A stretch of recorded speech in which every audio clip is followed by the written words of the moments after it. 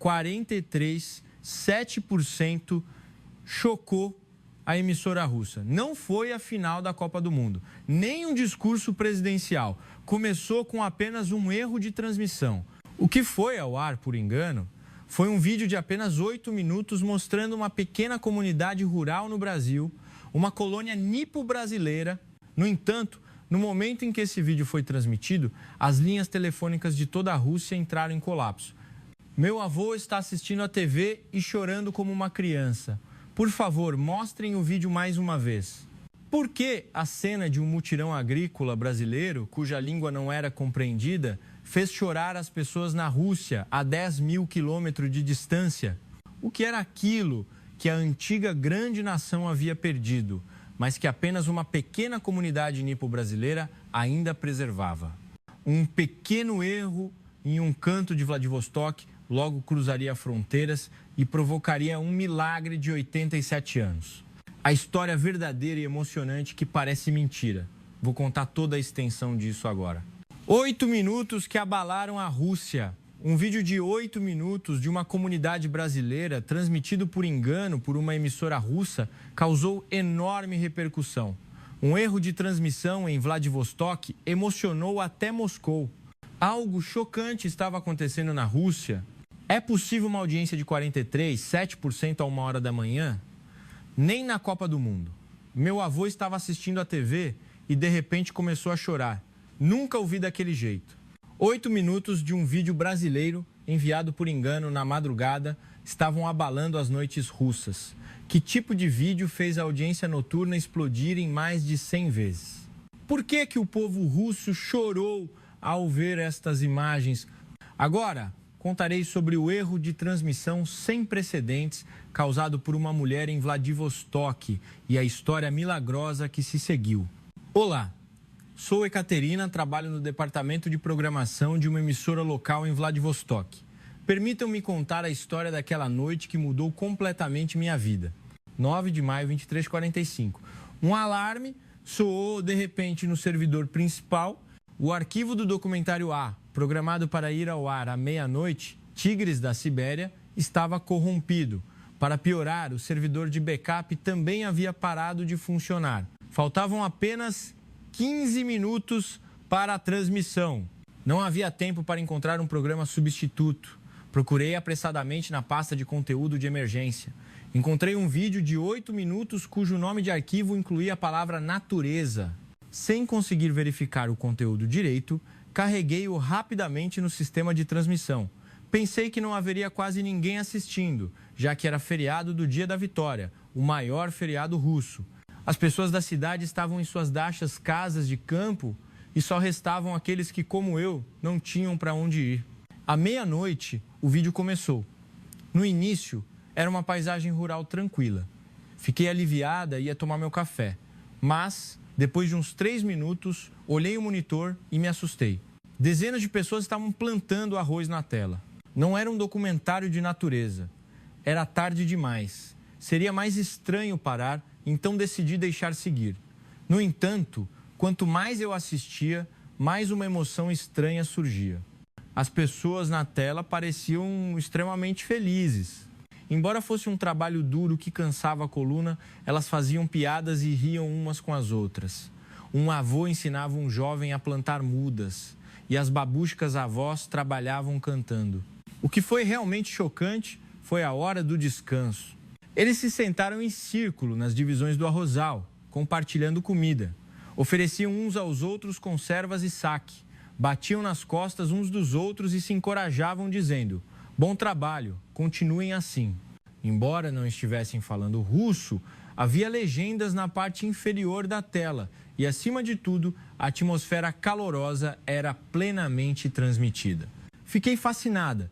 Eu, que só tinha vivido na cidade desde que nasci, não sabia por que aquela cena me parecia tão nostálgica. Era como a Rússia antiga, sobre a qual minha avó sempre falava. Antigamente, os vizinhos eram como família. Se alguém adoecia, todos ajudavam. Na época da colheita, a vila inteira trabalhava junta. Os 8 minutos terminaram. Fiquei um tempo em transe, mas me recompus e preparei o programa seguinte. Pensei, quantas pessoas assistiram na madrugada afinal? No entanto, 5 minutos depois, o telefone começou a tocar. Começaram com 1 ou 2, mas logo o telefone ficou congestionado. Atendi para descobrir o que estava acontecendo e o conteúdo era surpreendente. Que vídeo foi aquele? Meu avô está chorando muito. Parece um Kolkhoz fazenda coletiva da era soviética. Mostrem de novo, por favor, que país é aquele? Por que parecem tão felizes? Eu não conseguia acreditar enquanto atendia os telefonemas. Tanta gente assistindo a TV na madrugada e em um feriado prolongado. Fiquei ainda mais surpresa com a reação. Recebi muitas ligações, especialmente de idosos, e a maioria estava com a voz embargada. Uma babusca disse: 60 anos atrás, nossa aldeia era assim. Todos trabalhavam juntos, comiam juntos e viviam ajudando uns aos outros. Tenho saudades daquela época. Outro dedushka, disse: hoje em dia, as pessoas nem sabem quem mora ao lado. Dói meu coração quando vejo aquele vídeo e lembro do passado. Eu estava confusa, mas algo quente encheu meu peito. Eu não podia acreditar que o vídeo de 8 minutos que transmiti por engano tivesse tocado o coração de tantas pessoas. E um vídeo estrangeiro, com uma língua diferente, o telefone não parava de tocar. Continuou mesmo depois da 1 da manhã. Então, um telefonema mudou tudo. Era o vice-diretor da emissora Ekaterina. O que está acontecendo? Houve algum erro no sistema de medição de audiência? Não é possível um número como 31% na madrugada. Quase perdi o fôlego. 31%, comparado à audiência noturna habitual, que mal chegava a 0,3%, era um número mais de 100 vezes maior. Atendi o vice-diretor e corri para verificar o sistema de audiência. Era verdade. A audiência aumentou drasticamente da meia-noite a 0,8%, atingindo 31,2%. Vice-diretor, não é um erro de sistema, é o número real. Ainda estamos recebendo inúmeros pedidos de retransmissão. O vice-diretor disse que viria para a emissora imediatamente. Enquanto isso, pensei que precisava assistir ao vídeo novamente, com atenção. Eu precisava saber o que havia tocado tanto o coração do povo russo. Reproduzi o vídeo desde o início. Desta vez, observei cada detalhe cuidadosamente. Por um breve momento, apareceu a legenda: Colônia Agrícola Iuba, Paraná, Brasil. Era um vídeo brasileiro. As pessoas da colônia começaram a se reunir uma por uma no arrozal encoberto pela névoa matinal. Homens e mulheres, jovens e idosos, todos saíam. O modo de trabalhar era impressionante. Os mais jovens faziam um trabalho pesado na frente e os mais velhos carregavam as mudas ou preparavam os lanches atrás. As crianças também ajudavam os adultos com pequenos baldes. Sem que ninguém mandasse, cada um encontrava sua tarefa e se movimentava. E então, uma cena verdadeiramente surpreendente foi mostrada. Um jovem escorregou no arrozal e ficou coberto de lama, mas todos pararam de trabalhar, correram para ajudar. Depois, todos caíram na gargalhada. O jovem também riu timidamente e se levantou. E uma babushka nipo-brasileira lhe entregou uma toalha. Naquele momento, entendi. Não era apenas um vídeo de trabalho agrícola. Era a imagem de uma comunidade que se importava e cuidava uns dos outros. Algo que o povo russo ansiava tanto, mas que já havia perdido. O ponto alto do vídeo era de fato a hora do almoço. Estenderam esteiras à sombra de uma grande árvore, formaram um círculo e compartilharam a comida que cada um trouxe de casa. Conservas, cozidos, tempurá, saque, o calor era transmitido pela tela. Há uma cena que me marcou em especial. Uma babushka nipo brasileira viu um jovem almoçando e separou um pouco de seu acompanhamento para ele. Mesmo quando o jovem recusou com as mãos, ela continuava a colocar comida em seu prato, com a expressão: "Você precisa comer muito para ter força". Mesmo sem legenda, a intenção era perfeitamente clara. Naquele momento, outro telefonema tocou. Desta vez, era o centro de atendimento ao telespectador da emissora. "Ekaterina, estamos em apuros. O servidor está prestes a cair. O acesso ao site da emissora está congestionado. Todos estão em polvorosa, querendo ver o vídeo de novo". Tomei uma decisão rápida. Decidi retransmitir o mesmo vídeo à 1h30 da manhã. Seria algo absolutamente inédito, mas a situação já não era normal. O barulho das sirenes e dos telefones que anunciavam a retransmissão cessou. Provavelmente, todos correram para a frente da TV. Eu também observei a mudança na audiência no monitor. A 1h30, o número começou a subir loucamente. 35%, 40%. No final, parou em 43%, 7%. Foi um novo recorde de audiência na madrugada. Não, foi um recorde sem precedentes no mercado de radiodifusão russo. Mas aconteceu algo ainda mais surpreendente. Assim que o vídeo terminou, os telespectadores começaram a vir diretamente para a emissora. Pessoas se reuniam na frente do prédio, mesmo depois das 2 da manhã. A maioria eram idosos e um dedushka chegou com uma bengala. O segurança me ligou, alarmado. Ekaterina, dezenas de pessoas estão reunidas no hall do primeiro andar e o número não para de crescer. Todos querem conhecer a pessoa que fez o vídeo. Sem escolha, desci. Quando entrei no hall, uma visão surpreendente se desenrolou. Havia realmente muitas pessoas reunidas e todas me olhavam com os olhos brilhantes. Uma babushka pegou minha mão e disse: "Obrigada, muito obrigada", por nos fazer lembrar do que tínhamos esquecido. Naquele instante, fiquei emocionada. Eu não tinha feito nada, na verdade. Apenas transmiti o vídeo errado por engano. Mas não podia acreditar que esse erro tivesse se tornado algo tão significativo para tantas pessoas. As pessoas começaram a contar suas próprias histórias. Um dedushka disse que se lembrou da juventude trabalhando no kolkhoz na Sibéria. E uma babushka disse que se lembrou da época da colheita em sua aldeia natal, na Ucrânia. Nesse momento, o vice-diretor chegou. Ele ficou de boca aberta ao ver a cena no hall. Então, ele me disse calmamente: "Ekaterina, isso não é apenas um erro de transmissão. Algo muito maior está acontecendo. Descobrimos que o vídeo havia sido doado à emissora há alguns anos por um residente nipo brasileiro que morava em Vladivostok e sentia falta de sua terra natal. Ele estava guardado na pasta de emergência e, por destino, fui eu quem o encontrei." O vice-diretor estava certo. Na manhã seguinte, a emissora parecia um campo de batalha. O telefone tocava incessantemente, repórteres se aglomeravam e telespectadores continuavam a visitar. O primeiro a ligar foi o jornal local, o Vladivostok Daily. "Queremos entrevistar você sobre a audiência milagrosa da noite passada." Primorsky News: "Qual é a verdadeira identidade do vídeo brasileiro?" Far East TV: "Analise por que os telespectadores ficaram tão entusiasmados. Eu não sabia o que dizer. As coisas já tinham ficado muito grandes para dizer que foi apenas um erro. E um problema ainda maior me esperava. Assim que o diretor chegou, ele me chamou. Entrei no gabinete do diretor e uma voz fria me recebeu. Ekaterina, explique. Como você transmitiu um vídeo estrangeiro não verificado sem autorização? Me desculpe. Houve um erro no servidor e eu estava procurando apressadamente um programa substituto. Isso é desculpa. A transmissão tem responsabilidade pública. E se houvesse algo errado com aquele vídeo, as palavras do diretor eram justas. Eu só podia baixar a cabeça.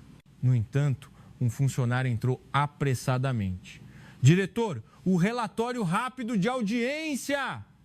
A audiência da retransmissão de ontem à noite saiu no levantamento nacional e é 43,7%. A expressão do diretor mudou. Essa audiência só era alcançada em finais da Copa do Mundo ou no discurso de Ano Novo do presidente. E então, chegou uma ligação da sede em Moscou. A emissora central também queria garantir o vídeo. A situação mudou drasticamente. Isso não era mais apenas um erro de uma emissora local, mas sim uma preocupação nacional. O diretor suspirou e disse: "Por enquanto, descubra a fonte exata do vídeo. Depois, verifique a questão dos direitos autorais, se houver algum problema." Naquele momento, chegou outro telefonema, desta vez de um lugar ainda mais surpreendente. Era o Consulado-Geral do Brasil em Vladivostok. Olá. Gostaríamos de cooperar em relação ao vídeo brasileiro transmitido ontem à noite. Meu coração disparou.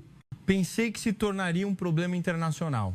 No entanto, as próximas palavras do funcionário do consulado me aliviaram. Não se preocupe. Pelo contrário, ligamos para agradecer. O interesse pelo Brasil explodiu por causa daquele vídeo. Gostaríamos de nos encontrar, se possível. Naquela tarde, visitei o consulado brasileiro. O cônsul de cultura me recebeu calorosamente. Aquele vídeo faz parte de um documentário sobre agricultura produzido por uma emissora brasileira. O Mutirão da Nossa Colônia é o nome do programa. Não se preocupe com os direitos autorais. Entramos em contato com a emissora brasileira e eles ficaram muito felizes. Fiquei surpresa, é verdade? Mesmo sendo uma transmissão não autorizada, eles disseram que é surpreendente que a cultura do mutirão no Brasil tenha causado tanta emoção no povo russo. Pelo contrário, estão oferecendo a série completa do programa com legendas em russo. Mutirão, eu nunca tinha ouvido essa palavra, o cônsul explicou. Mutirão é uma forma tradicional brasileira de troca de trabalho. Os membros da colônia se ajudam mutuamente durante a época agrícola. Não há dinheiro envolvido, apenas troca de mão de obra. Se eu te ajudar hoje, você me ajuda amanhã. Ao ouvir, era realmente semelhante ao kolkhoz russo ou ao subbotnik trabalho voluntário de sábado. Não, talvez fosse uma forma mais humana e calorosa. O cônsul continuou. Na verdade, essa cultura também está desaparecendo no Brasil. Por isso, estão fazendo esses documentários para registrar a tradição. É incrível que tenha causado tamanha repercussão na Rússia. Saí do consulado pensando em muitas coisas. Começou com um erro, mas parecia mais do que apenas uma coincidência.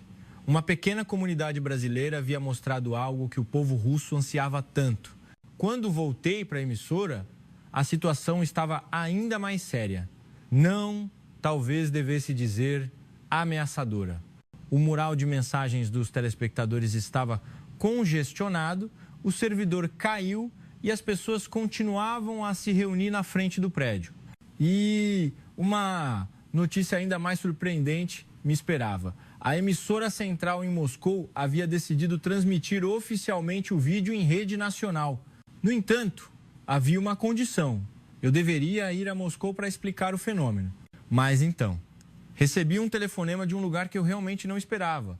Era o Centro Cultural Nipo-Russo em Ussurisk. Alô, é Ekaterina? Somos Niseis, descendentes de japoneses de terceira geração. Ligamos por causa da transmissão de ontem. Aquele mutirão é exatamente o que nossos avós faziam, os Niseis. Descendentes de japoneses que foram forçados a migrar para a Ásia Central durante a era Stalin. Eu sabia que eles haviam retornado para viver no Extremo Oriente Russo, mas não esperava uma ligação como essa, mesmo durante a migração forçada de 70 anos. Mesmo no deserto da Ásia Central, nossos ancestrais sobreviveram com o mutirão, porque precisavam se ajudar mutuamente para sobreviver. Por isso, no momento em que vimos o vídeo, uma voz embargada podia ser ouvida do outro lado da linha. Também senti um nó na garganta. Para eles, o vídeo não era apenas uma paisagem rural, mas sim a forma de vida, a sabedoria de sobrevivência de seus ancestrais. O presidente do Centro Cultural Nipo-Russo fez uma proposta. Ainda há idosos niseis em Ussurisk que se lembram da tradição do mutirão. Se a emissora vier cobrir, poderemos mostrar a cultura nipo-brasileira dentro da Rússia. Reportei a proposta ao diretor imediatamente. Percebendo que não podia ver o fenômeno apenas como um mero incidente, o diretor disse para eu fazer um projeto especial. Naquela noite, a caminho de casa, presenciei uma cena estranha. Pessoas se reuniam no parque do condomínio compartilhando comida que trouxeram. Uma babushka me disse, vi a transmissão. Pensei, por que não fazemos isso também? É muito bom quando todos trazem um pouco e compartilhamos. Foi uma mudança causada por apenas um vídeo de 8 minutos. Uma pequena dose de calor estava se espalhando pela cidade fria. Na manhã seguinte, examinei detalhadamente o material que havia recebido do consulado brasileiro. Havia uma série completa de O Mutirão da Nossa Colônia. E um vídeo em particular chamou minha atenção. Era um documentário de 45 minutos intitulado A Arte de Fazer Conservas de Inverno. Por curiosidade, reproduzi o vídeo. Desta vez, o cenário era uma antiga fazenda no sul do Brasil, no Paraná. A protagonista era a dona Haruko Tanaka, de 74 anos, uma matriarca que fazia conservas há 50 anos em uma fazenda passada de geração em geração. O vídeo começou com a preparação. 5 da manhã, a babushka colocou uma grande bacia no quintal e disse para si mesma, a época das conservas chegou de novo este ano. Meus netos não conseguem comer sem elas. Às 6, as vizinhas começaram a chegar, uma por uma. Haruko, a couve ou outro legume para conserva está boa este ano. Sim, o tempo ajudou. Venham, vamos tomar um chá antes de começar. A cena das babushkas sentadas em círculo, tomando chá, era muito emotiva. No entanto, ao ouvir a conversa, percebi que não se tratava apenas de fazer conservas. A mais nova não pode vir de São Paulo, né? Sim, o filho dela está com febre. Por isso, pensei em fazer mais conservas e mandar para ela. É verdade. Faremos mais para ajudar. O modo como se importavam com a situação da nora como se fosse deles era impressionante. Quando o trabalho de fazer as conservas começou para valer, a colônia inteira participou. Os homens carregavam os legumes pesados, as noras jovens preparavam os temperos e as babushkas conservavam os legumes. As crianças também ajudavam. Este é o trabalho de inverno aqui na colônia, disse a babushka olhando para a câmera. Não dá para fazer sozinha. É preciso fazer junto para o sabor ficar bom. O almoço que veio em seguida também era farto. Cozidos, onigiri e bolinhos de arroz, conservas frescas, todos comiam em círculo e a atmosfera era como de um festival. Ao ver este vídeo, entendi mais claramente porque o povo russo havia se emocionado tanto. Não era apenas cozinhar, era um festival de amor e partilha. Enquanto eu assistia ao vídeo, o telefone tocou. Era o diretor Ekaterina. A sede em Moscou tomou uma decisão. Vamos programar um especial Olaço Brasileiro para a noite de sexta-feira às 7 no horário nobre. Você será a produtora responsável. Fiquei surpresa. Horário nobre? E eu seria responsável? Mas o diretor foi firme. Você começou, termine. E a reportagem sobre os Niceis foi aprovada. Vá para Ussurisk. Desliguei o telefone e fiquei atordoada por um tempo. Um simples erro se transformaria em um projeto tão grande. Nesse momento, o telefone tocou de novo. Desta vez, era um número desconhecido. Olá, sou Olga Pak, Nicei de terceira geração, moro em Kayzilorda, no Cazaquistão. Vi a notícia russa. Parece que há um tumulto por causa do vídeo do mutirão, não é? Sim, é verdade. Mas por que do Cazaquistão? Minha avó insistiu que eu ligasse.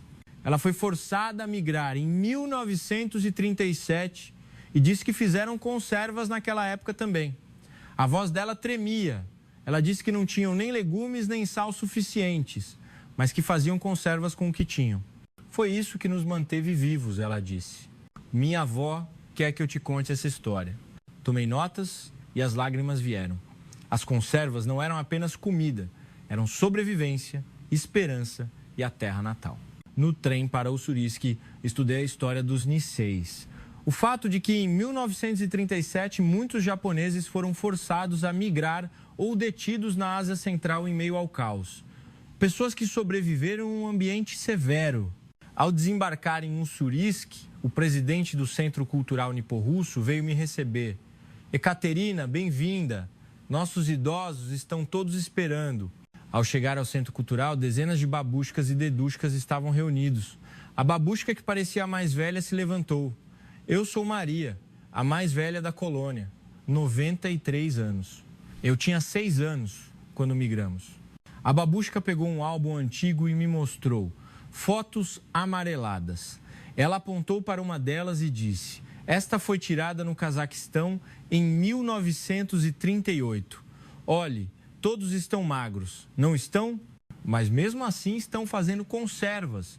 As pessoas na foto estavam magras, mas se reuniam em volta de uma jarra enterrada no chão.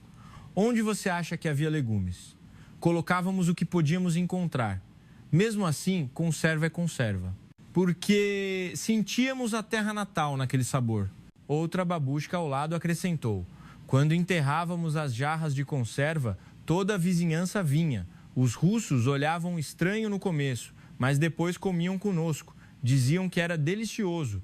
Ao ouvir a história, comecei a entender como o mutirão e as conservas se conectavam. O espírito de partilha e ajuda mútua, mesmo em situações extremas. Foi isso que manteve os Niceis vivos. Hoje, vamos fazer conservas especialmente, propôs a babushka Maria. Quero mostrar ao povo russo como fazemos as nossas. Olhei para os ingredientes preparados e eram definitivamente diferentes dos do Brasil. Repolho, beterraba, pimentão, ervas. Mas as mãos das babushkas eram experientes. Olhe, é assim que colocamos na salmoura. O sal é importante. As babushkas explicavam uma por uma. Ao lado, os jovens niceis tomavam notas e aprendiam. Nossa geração não aprendeu direito, disse uma mulher de 40 anos. Tentamos ser russos e jogamos fora todas as coisas japonesas. Agora me arrependo. Enquanto faziam as conservas, as babushkas contavam histórias antigas. O primeiro inverno foi o pior. Achamos que todos morreriam por falta de comida, mas as conservas nos mantiveram vivos. É verdade. Os vizinhos russos diziam que se sentiam mais fortes depois de comer nossas conservas, não era? Foi aí que começou a troca de produtos. Trocávamos conservas por pão. Eu entendi.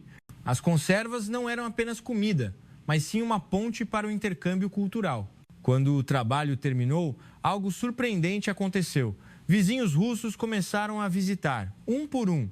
Maria, ouvimos dizer que estão fazendo conservas. Podemos ver? As conservas que você me deu no ano passado estavam deliciosas. Quero aprender a receita. Em pouco tempo, o Centro Cultural se tornou uma aula de conservas misturando russos e niceis. Voltando de Ussurisk, comecei a preparar a primeira transmissão regular. O primeiro episódio de O Laço Brasileiro foi, claro, sobre conservas. Estruturei-o misturando o vídeo do mutirão que transmiti por engano no início, a história da babushka no Paraná e as histórias dos niceis.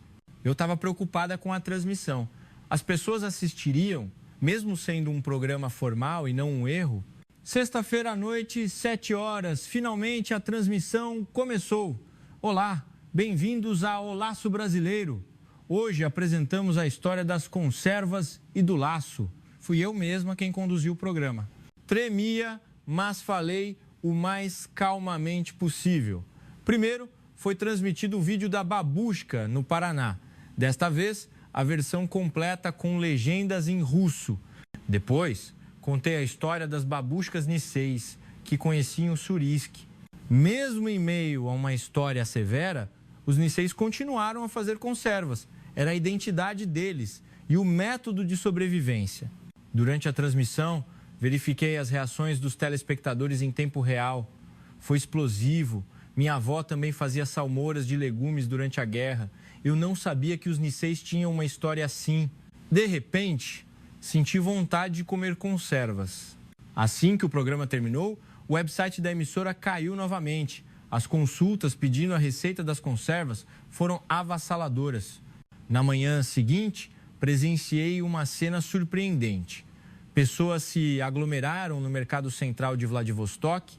Todo mundo está comprando legumes, disse uma babushka. Vi a transmissão de ontem. Pensei em fazer as minhas. Parece que não fui a única. Os comerciantes também estavam agitados. É a primeira vez em 40 anos de comércio. Os legumes acabaram. O mesmo aconteceu nas lojas de ingredientes brasileiros e japoneses. Desculpe. Só teremos reposição na próxima semana. A gerente disse, envergonhada. É a primeira vez que a demanda aumenta repentinamente. Mas aconteceu algo ainda mais emocionante. As babushkas niceis começaram a dar aulas de conservas voluntariamente. Nós ajudamos, ligou uma babushka para a emissora. Queremos ensinar as pessoas como fazer direito. Uma semana após a primeira transmissão, fui convocada a Moscou. A TV estatal russa havia decidido expandir o Laço Brasileiro para a rede nacional. Parabéns, Ekaterina, disse o diretor de programação de Moscou, apertando minha mão. Vamos criar o milagre de Vladivostok em todo o país. Moscou era diferente de Vladivostok, uma metrópole gigante e fria. Será que o povo daqui também se identificaria com o Laço Brasileiro? Enquanto preparava a primeira transmissão nacional, tentei uma nova abordagem. Em vez de apenas mostrar o vídeo brasileiro, estruturei-o em um formato de análise e debate com especialistas russos. O primeiro convidado foi o Dr. Ivan Petrov, sociólogo da Academia Russa de Ciências. O interessante sobre a fabricação de conservas é que ela mostra uma harmonia perfeita entre individualismo e coletivismo, explicou o doutor. Eles mantêm o sabor de cada família, mas fazem e compartilham juntos. Convidamos também o presidente da Associação Nipo-Brasileira de Moscou como outro convidado. Nós também temos o Clube das Conservas em Moscou há 30 anos. No começo éramos só nipo-brasileiros, mas agora muitos vizinhos russos participam. Finalmente chegou o dia da transmissão nacional, uma noite fria de novembro, sexta-feira. O programa começou com o vídeo das conservas, mas desta vez adicionamos outro elemento. Compramos com a cultura tradicional russa de alimentos preservados. A Rússia também tem alimentos fermentados, como iogurtes e pepinos em salmoura e kvachenaia, capusta, repolho azedo. Expliquei. Mas a fabricação de conservas no Brasil é especial, por ser uma cultura de partilha, não apenas de preservação. Houve uma transmissão ao vivo surpreendente durante o programa. Conectamos a dona Haruko Tanaka, no Paraná, por videofone em tempo real. Olá a todos na Rússia, disse a babushka acenando. Fico envergonhada que minhas conservas tenham ficado tão famosas. Recebemos perguntas dos telespectadores por meio de um intérprete. Qual é o segredo para fazer conservas saborosas, babushka? Segredo? É fácil. É fazer pensando em quem vai comer. Minha nora não gosta de muito sal, então eu coloco menos sal. E corto os legumes em pedaços pequenos para a criança. O bate-papo pegou fogo com a resposta calorosa. É como a minha avó de verdade. Lembro da babushka. É comida com amor. A audiência aumentou em tempo real. Ultrapassou 30% e chegou a 35%. Depois que o programa terminou, algo surpreendente aconteceu.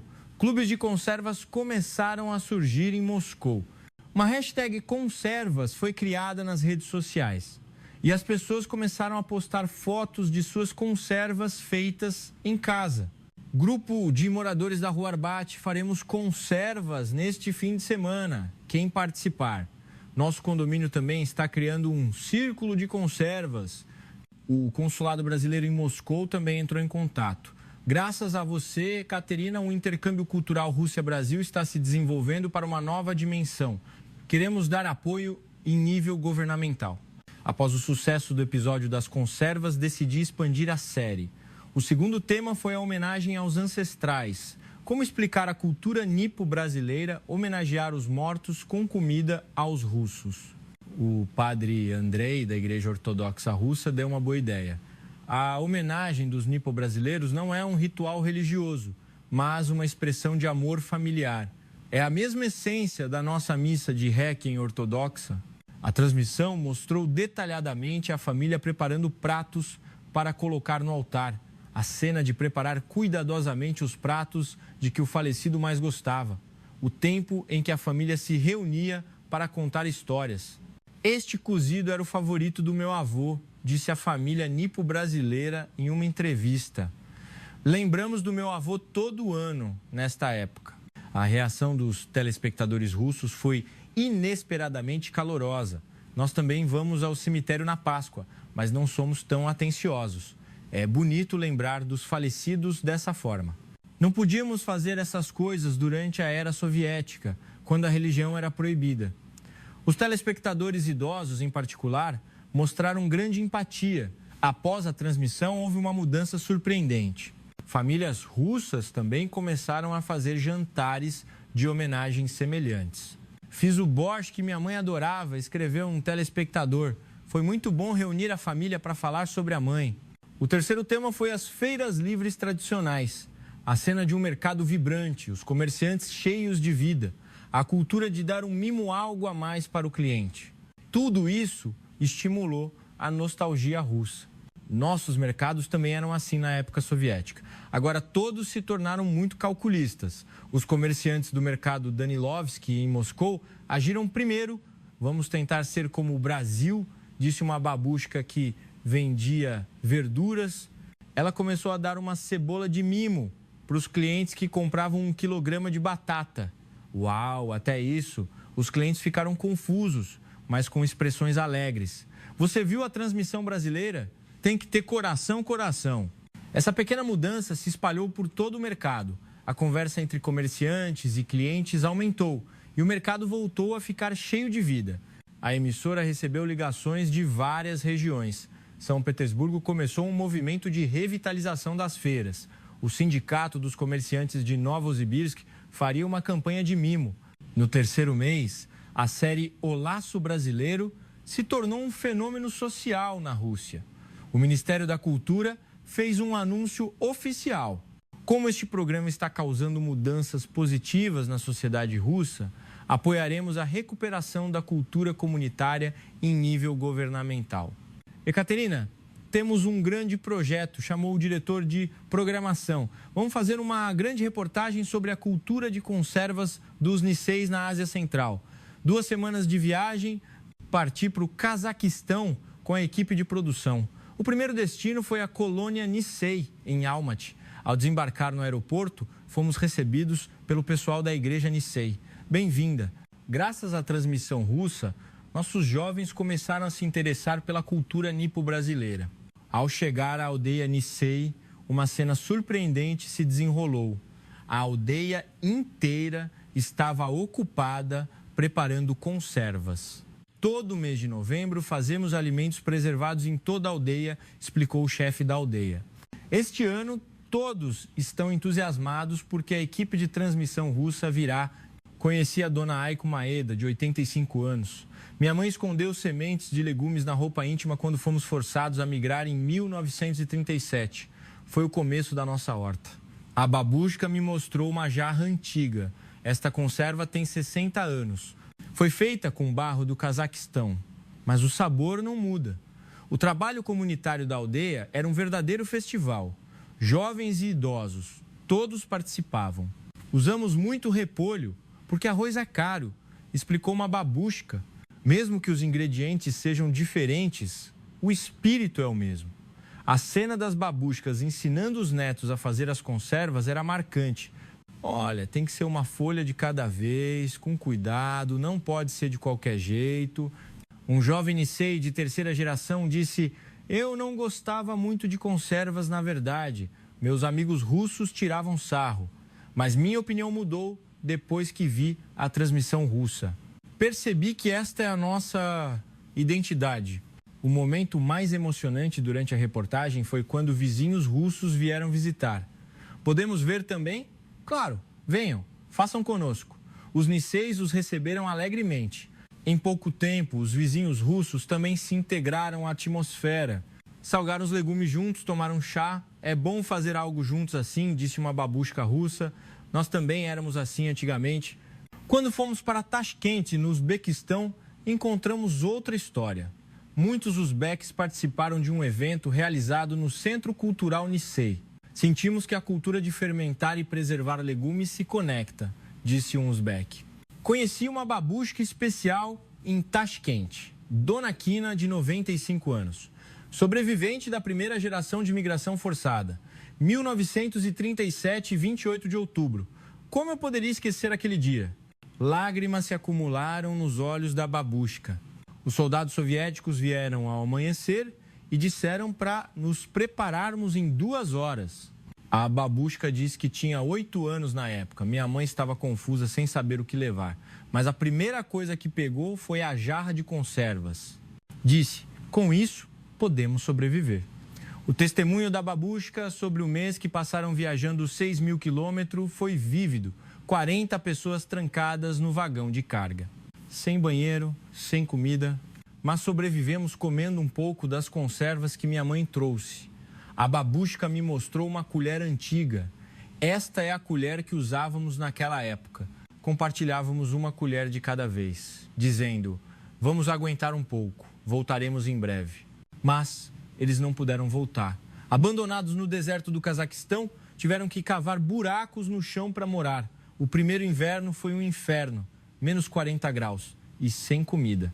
Comíamos raízes de grama. Mesmo assim, fizemos conservas. À força. Por que essa insistência? Perguntei.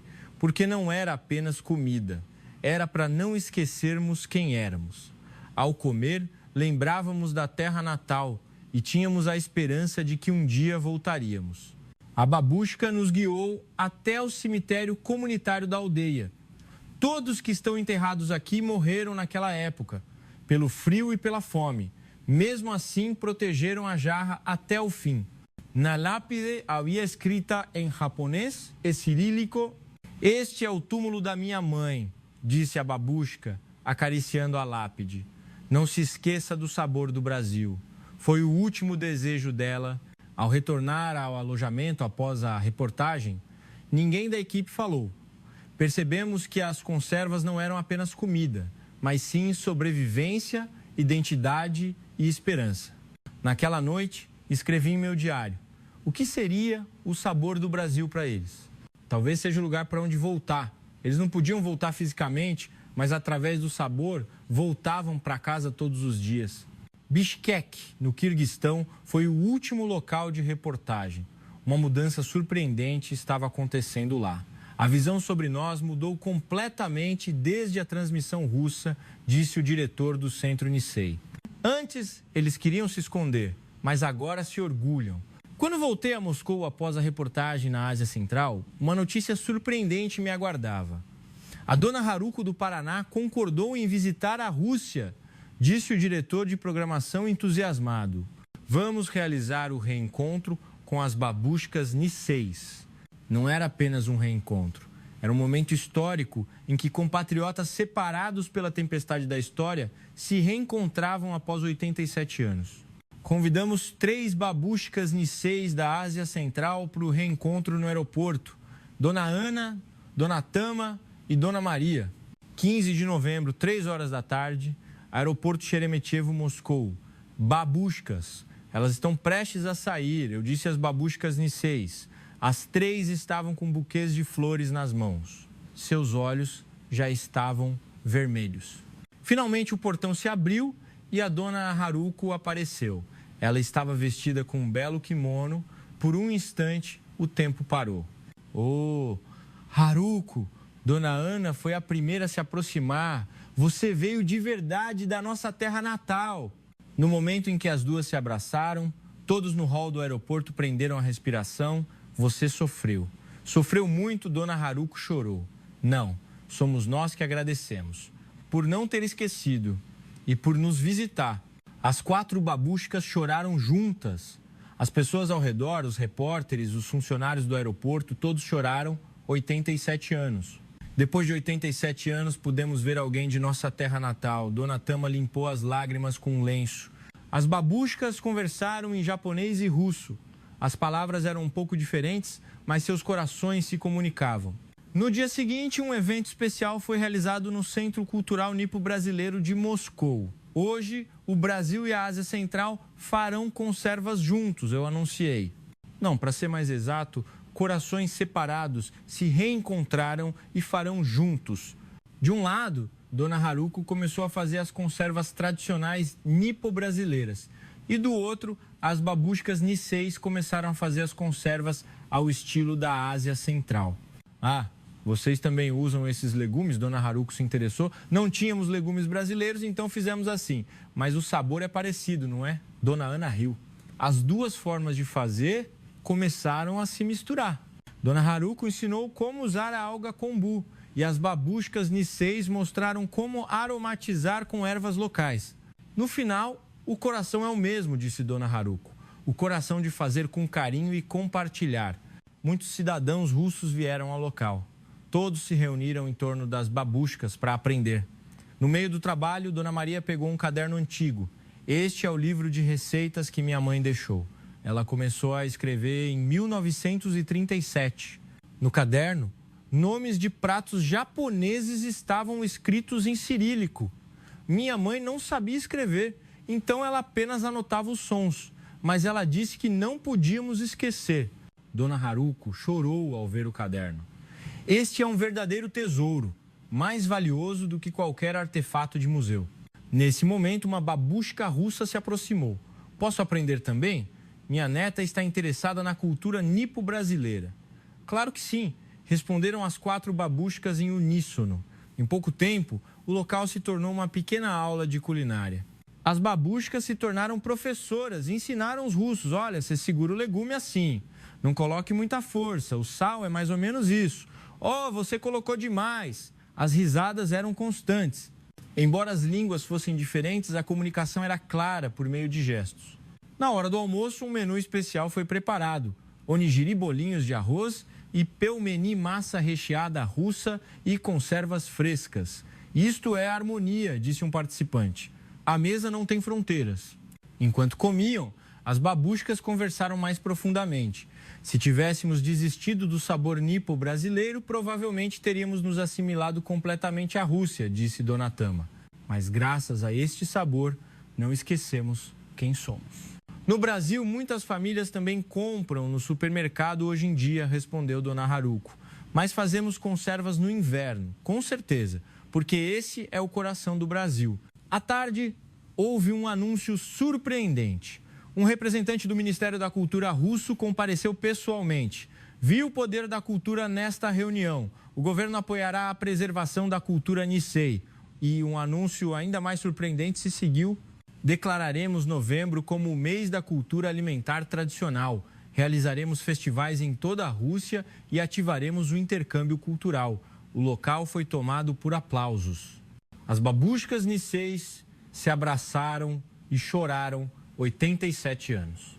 Somos reconhecidos depois de 87 anos. No final do evento, as conservas especiais feitas pelas 4 babushkas juntas estavam prontas. Estas são as conservas do laço, disse Dona Haruko. Misturamos o jeito brasileiro e o jeito daqui.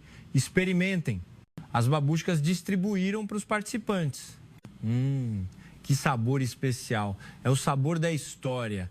Após o grande sucesso do evento, recebi um convite inesperado. O governo brasileiro me convidou. Sua contribuição para o intercâmbio cultural Rússia-Brasil é grande, Ekaterina. Venha vivenciar o Brasil em primeira mão. Minha viagem de 2 semanas ao Brasil começou. O primeiro destino foi, claro, o Paraná. Bem-vinda, Dona Haruko estava me esperando na entrada da colônia. A colônia inteira está em polvorosa. A produtora russa veio. A colônia inteira estava cheia de faixas de boas-vindas. Bem-vindos, amigos russos. Nós, unidos pelo laço. O que é tudo isso? Fiquei surpresa. Nossa colônia ficou famosa na Rússia. Todos querem agradecer. Ao entrar na antiga casa, a mesa estava cheia de pratos. Cozidos, tempurá, peixe grelhado. Esta é a comida da nossa colônia, explicou a babushka. Não fiz sozinha. Os vizinhos trouxeram um prato cada. Por que tanto esforço? Fiquei sem palavras. Vocês reconheceram nossa cultura na Rússia, não foi? Que alegria é essa? Enquanto comia, conversei com o pessoal da colônia. Graças à transmissão russa, nós também começamos a repensar o significado do mutirão, disse uma babushka. Achávamos que era algo comum, mas é uma cultura da qual nos orgulhar. No dia seguinte, tive a experiência agrícola. Desta vez, era a minha vez de fazer. Olha, você segura assim, ensinou a babushka. No começo, eu era desajeitada, mas fui pegando o jeito. As babushkas da colônia me ajudaram. Você é boa. Já parece nipo brasileira. Riram. Foi muito divertido trabalhar junto. Era um calor que eu nunca tinha sentido na Rússia. Isso é mutirão, disse a babushka. O trabalho que é difícil sozinho se torna divertido quando feito junto. Ao me mudar para São Paulo ou outra cidade grande, visitei o mercado municipal. Estava ainda mais animada do que na TV. Os comerciantes perceberam que eu era da Rússia. Eu vi a transmissão. Os turistas russos aumentaram por causa de você. Era verdade. Eu ouvia russo em vários lugares do mercado. Os comerciantes eram mais gentis com os clientes russos. Aqui é de graça, experimente. Eu também experimentei pastel, açaí e doces. Não precisa pagar. Um vendedor acenou com a mão. Você não nos ensinou sobre o nosso mercado na Rússia? Não, eu pago. De jeito nenhum. É coração. Acabei ficando de barriga cheia de graça. Fiquei envergonhada, mas agradecida. O que mais me impressionou em São Paulo foi a cultura dos condomínios. Um funcionário do Instituto Cultural Brasileiro me convidou para o condomínio onde morava. Temos um encontro hoje. Vamos juntos.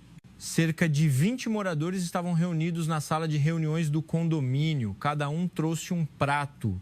Esta é a cultura dos condomínios brasileiros? Essa cultura quase havia desaparecido, mas recomeçamos depois de ver a transmissão russa, explicou um morador. A transmissão russa? Sim, vendo todos reunidos, pensamos em fazer algo também. No começo, era apenas um jantar, mas agora eles se encontram todos os meses. Os moradores conversavam enquanto compartilhavam a comida. Compartilhavam informações sobre a educação dos filhos, contavam as novidades da vizinhança. Antes a gente só dizia olá no elevador, mas agora somos vizinhos de verdade. Eu senti inveja. É algo inimaginável nos prédios de Moscou. Como vocês começaram? Perguntei. Foi preciso coragem. No começo todo mundo estava sem jeito, mas depois que nos reunimos foi muito bom. No dia seguinte, vivenciei um ritual tradicional nipo-brasileiro, uma aula de como se realiza uma homenagem aos ancestrais. A homenagem é o tempo de lembrar dos falecidos, explicou o instrutor. Cada prato tem um significado. Aprendi a arrumar o altar. Era complicado, mas o carinho era palpável. Vocês também vão ao cemitério na Rússia, não é? Perguntou o instrutor.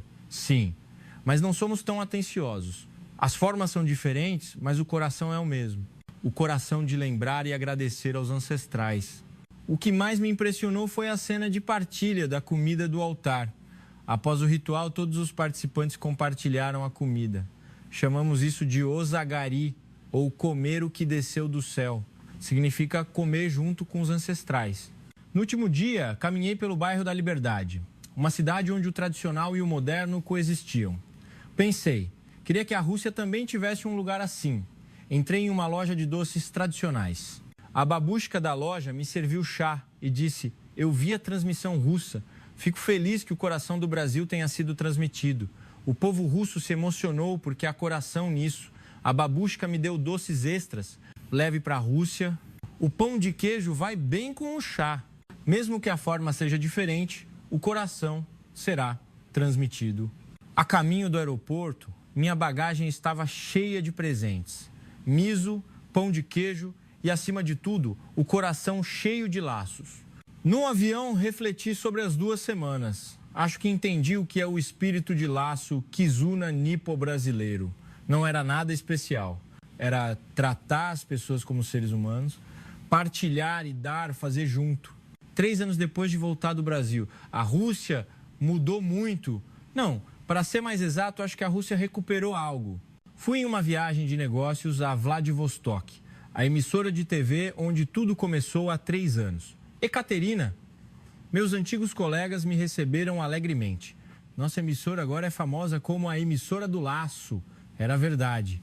Na frente do prédio havia uma placa comemorativa, o ponto de partida do intercâmbio cultural Rússia-Brasil. Fazemos um festival aqui todo ano nesta época, explicou o vice-diretor. Este ano, 3.000 pessoas participaram. A cidade também mudou. O mercado central estava movimentado. Uma área de mercado tradicional onde os comerciantes davam mimos e conversavam com os clientes. Os negócios estão melhores. Um comerciante riu, porque a coração, os clientes fiéis aumentaram. Os condomínios também mudaram. Visitei o apartamento onde morava e havia um salão de moradores no térreo. Graças a você, Ekaterina, disse uma vizinha babushka. Desde aquela transmissão começamos a nos cumprimentar. Sentimos falta daquele calor da comunidade. As mudanças continuaram a ser confirmadas mesmo em Moscou.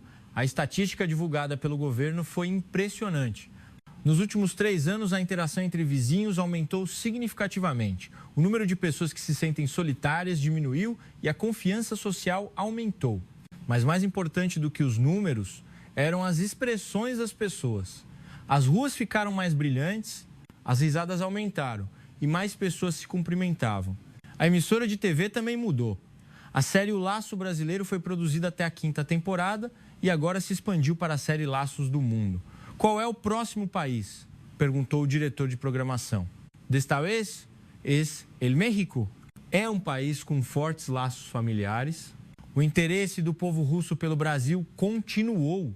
O número de escolas de português aumentou 10 vezes e o número de restaurantes brasileiros ultrapassou 100. Quer um açaí? Os clientes russos pediam naturalmente. O mais surpreendente foi o desenvolvimento da culinária russo-brasileira. Agora, surgiram pratos fusion, como borscht dom tigela, de borscht com arroz, e pelmeni feijoada massa, recheada com feijoada. A cultura se mistura e se desenvolve, disse um chefe. A sociedade Nisei também mudou completamente. Eles não se escondiam mais. Pelo contrário, se orgulhavam. Nós nos tornamos a ponte da cultura, disse Dona Ana, orgulhosamente. Fomos reconhecidos, depois de 87 anos. O apoio do governo também foi sistematizado. O mês da cultura alimentar tradicional se tornou um evento nacional e a cultura Nicei se tornou um objeto de proteção. Um dia, ouvi uma notícia especial. Era sobre uma aldeia na Sibéria. Disseram que uma aldeia em crise havia ressuscitado. Ficou famosa como a aldeia do mutirão e os jovens voltaram. Às vezes lembro daquela noite, aquela sala de transmissão onde eu estava sozinha na madrugada de 9 de maio. Foi destino o erro de 8 minutos? Dona Haruko me perguntou por videofone. Foi coincidência, não foi? Mas se tornou inevitável. A babushka riu. Sim. A coincidência se tornou inevitável e o erro se tornou um milagre. Agora na minha mesa há presentes especiais. Uma pequena jarra feita pelas babushkas Niceis, uma carta da babushka brasileira e cartões de agradecimento enviados pelos telespectadores russos. O mais precioso de todos é um desenho de criança. No desenho, uma babushka russa e uma babushka nipo brasileira estão cozinhando juntas e embaixo está escrito com letras incertas, laço. Minha filha me perguntou, o que é laço, mamãe? A mãe da criança que enviou o desenho me ligou. Eu disse que é o sabor das conservas que a babushka compartilha. Ela entendeu. O laço que as crianças conhecem. Essa é a verdadeira mudança. Mesmo hoje, pequenos milagres continuam a acontecer em toda a Rússia. Em um apartamento em Novosibirsk, vizinhos se reúnem para cozinhar. Temos que fazer mais saboroso este ano. Os comerciantes de Tambov e São Petersburgo dão mimos aos clientes. Tem que ter coração. Em uma casa, em Moscou, preparam um jantar especial para lembrar da babushka. O borscht que a babushka amava. Pequenas mudanças, mas isso se uniu em uma grande onda. A TV brasileira me contatou para fazer um documentário especial. O Milagre do Coração Brasileiro, edição Rússia. Você será a protagonista, Ekaterina, disse o produtor. Eu só cometi um erro, eu disse. Queremos mostrar o quão belo resultado esse erro criou. Durante as filmagens, reencontrei muitas pessoas. A babushka, que chorava no hall da emissora há 3 anos agora, era professora de culinária. Minha vida mudou por sua causa, Ekaterina. Pessoas em toda a Rússia me disseram coisas semelhantes. Eu conheci o laço, fiz vizinhos, é felicidade fazer junto. Mas a maior mudança foi em mim mesma. Há 5 anos eu era uma mulher urbana solitária, longe da família, sem amigos, vivendo apenas para o trabalho. Agora é diferente. Tenho família em toda a Rússia, na Ásia Central, no Brasil, famílias que não são de sangue, mas conectadas pelo coração. Alguns dias atrás, nevava levemente. Eu ia ficar sozinha, mas de repente tive uma ideia. Que tal assarmos pão de queijo e comermos com os vizinhos? Enviei uma mensagem no chat do grupo e as respostas vieram imediatamente. Ótima ideia. Eu levo a bebida. Eu ajudo também. 1 hora depois, meu pequeno apartamento estava cheio de risadas. Fora da janela continuava a nevar, mas dentro estava quente. O cheiro de pão de queijo assando, o som dos copos batendo, as risadas dos vizinhos. De repente percebi o que é o laço. Não era nada grandioso, era apenas fazer junto, partilhar, tratar uns aos outros como seres humanos. Foi exatamente isso que o erro de 8 minutos me ensinou. Que os humanos não estão sozinhos, que estamos todos conectados por fios invisíveis, mais fortes. E que o nome dessa conexão é laço. Amanhã, em algum lugar, alguém baterá na porta do vizinho. Fiz demais, quero um pouco e outro pequeno milagre começará. Esta é a incrível história que Ekaterina de Vladivostok nos contou. O milagre de 5 anos, criado por um erro de 8 minutos, foi uma jornada emocionante, em que o vídeo de uma pequena colônia no Brasil aqueceu a noite russa. O carinho da babushka que faz conservas. As lágrimas dos Niceis, que se reencontraram após 87 anos, e a onda de laço que se espalhou além das fronteiras. A mensagem que tudo isso nos transmite é clara. O que muda o mundo não são grandes planos ou somas de dinheiro, mas sim o pequeno interesse e o carinho direcionado ao ser humano. Que tal você cumprimentar seu vizinho hoje? O milagre começa ao partilhar o calor de uma conserva, de uma xícara de chá quente. Esperamos que esta história emocionante seja transmitida a mais pessoas. A inscrição no canal está aqui, para que mais pessoas possam conhecer este belo milagre criado pelo Laço Brasileiro. O seu pequeno clique pode ser o começo de outro milagre. A neve cai silenciosamente no céu noturno de Vladivostok. A história, que começou com aquele erro de transmissão de 8 minutos, pintou a minha vida e a nossa vida com cores totalmente novas. Olhando para fora da janela agora, eu me pergunto, aquele vídeo que transmiti por engano naquela noite era apenas um dado de vídeo? Não, com certeza não. Era o raio de sol da primavera que nós, que vivíamos em uma longa era de inverno, procurávamos em algum lugar de nossos corações. 1h da manhã, audiência de 43,7%. Agora posso entender claramente o significado desse número. Não era um número de curiosidade. Eram os milhões de gritos solitários de quem queria se conectar, de quem queria partilhar o calor. E, ao mesmo tempo, era a prova da esperança que transbordava do fundo do coração. As pessoas daquela pequena colônia brasileira na tela. O jovem rindo coberto de lama. A mão da babushka que compartilha o bolinho de arroz. E a cena do mutirão, onde batiam nas costas uns dos outros.